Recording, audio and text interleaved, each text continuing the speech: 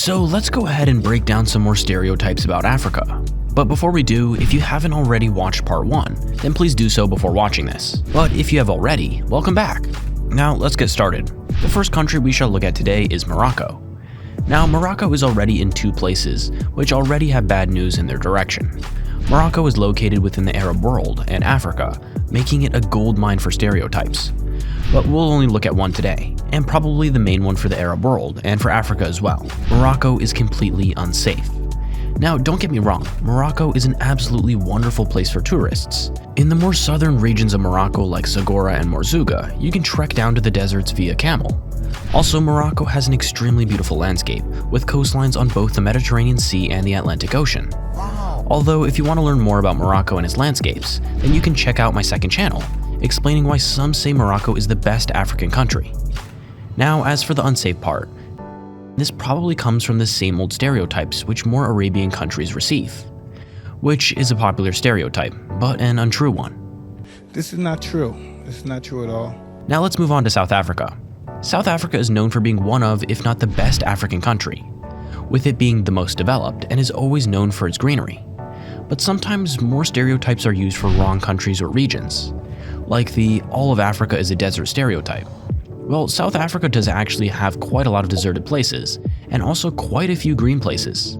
So both stereotypes are true, but only to a certain extent. In the rural areas of South Africa, you could come across some very cool animals, such as rhinos, elephants, lions, leopards, and giraffes. There are many more, but these were just some examples. Now onto a stereotype about the Nile River. According to some people, the Nile River both starts and ends in Egypt. Comparing Egypt to some bigger countries in Africa, we see that Egypt isn't really that big, or at least not big enough to hold the biggest river in Africa.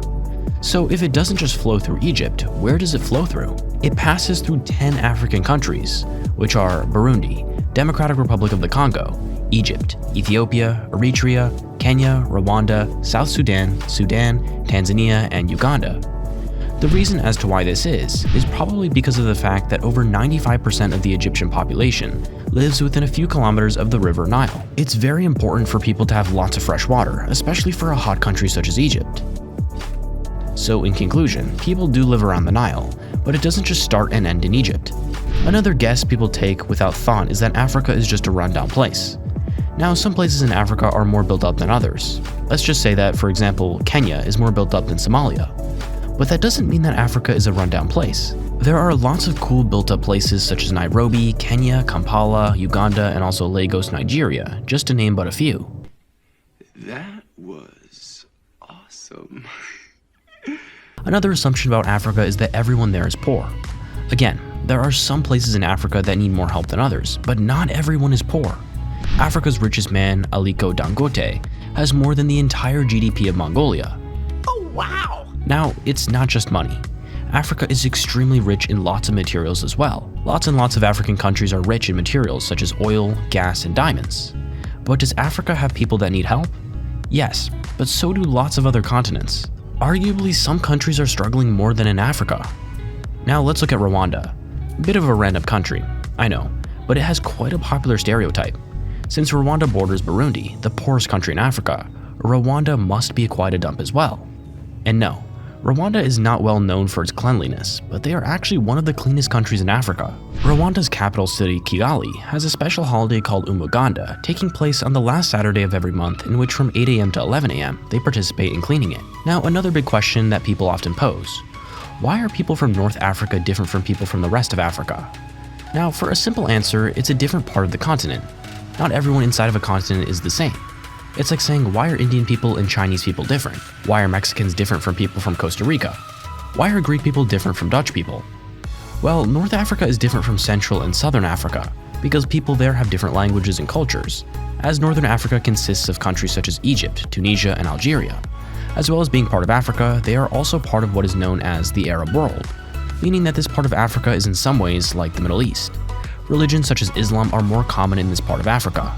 Now let's talk about Central Africa. People often refer to this area as the poorest area of Africa. And if we're excluding Kenya, Uganda, Rwanda, and Tanzania, then to be fair, you wouldn't be wrong, as the world's poorest country, Burundi, is located within this part of Africa. Now, oddly, this is a stereotype for Kenya, probably the most wealthy country within the Central Africa, but let's go with it. Technology in Kenya is non-existent. Now, this is once again a false claim, as most people in the wealthier countries of Africa do have access to technology. And Kenya, as mentioned earlier, is quite a wealthy nation. Even some of the biggest technological names are landing successful companies within Kenya, and also within Uganda as well. But I think this is mainly because of how developed Africa is becoming. This is what Africa looked like 10 years ago, and this is what it looks like now. You almost wouldn't even be able to tell that this is the same place. But back to technology. Africa is becoming more developed, leading to more successes with technology companies. Did you also know that in Kenya, people are 4 times more likely to own a mobile phone than a toilet? Now, this is the final stereotype we shall look at for Africa, and it is that Africans do nothing to help themselves. Well, this is another fictional statement, and here's why. Now, I'm 99.9% confident that you have all seen an advert of a child in Africa who is starving, skinny, and also has eyes like a puppy dog, pleading for your help. Now, whilst this is sad but true, it also leads people into believing that every African child is like this. But no, this isn't true. And for the part that they can't help themselves, well, Africans have traveled all over the world to hopefully try and find good job opportunities. Now, Africans all over the world have sent back lots of money back to the continent. But let's look at a specific year, and that year is 2010. Now, here's a quick trivia question for you. How much money do you think Africans around the world send back to the continent? I'll give you a couple of seconds to figure it out. If your guess was $51.8 billion, then you would be correct. But here's another question. Do you think that this was higher or lower than what the Western world sent to help out Africa? Believe it or not, it is actually higher. The Western world only sent $43 billion. Now, yes, you heard that correctly. Africans send more money back to Africa than the West does for aid.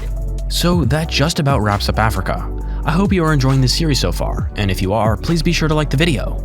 Also, if you're not yet, please do so. Subscribe to the channel. We might have already passed 10k subs, but at the time of the recording, we are super close.